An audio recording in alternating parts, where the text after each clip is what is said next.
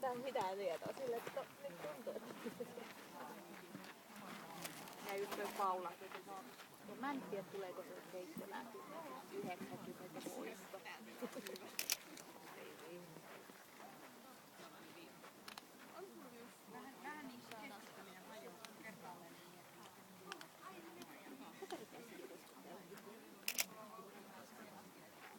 Pitäis ostaa vielä toinen sortti noita törppöjä. Mulla on 4. Ne riittää niinku joko pujottelun tai spiraali. Totta. Ei voi laittaa 2 kertaa radalle. Ja sit joku systeemi noihin kylttien pitää, että mä yksi päivä mä läkkin niitä maahan ja sit tuli tuulenputku, joku rata meni siihen. Ja mulla on Ikeasta ne servetit tasarilla. Joo. Ne on mun mielestä ihan hyvät. Mitä ne maksaa? Maksaaks ne jonkun pari euroa kappale joku?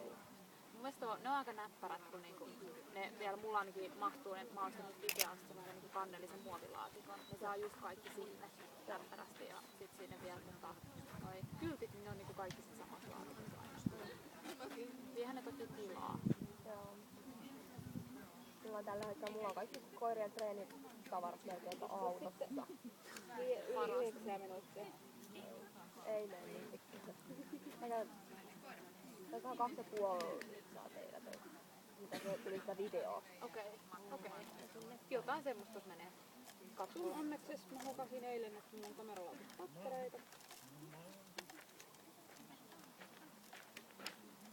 Toimiko soma niitä?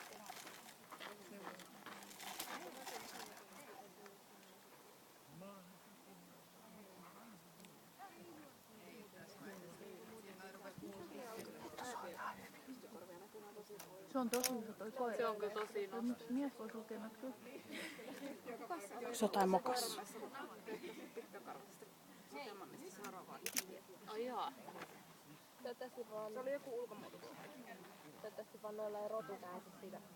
Niin kun kaikki tekee ihan mitä tahansa. Se on yleensä ollut vähän paha miinus aina. Tuntuu, että Chelsea kärsi siitä, että Ihan törkeä.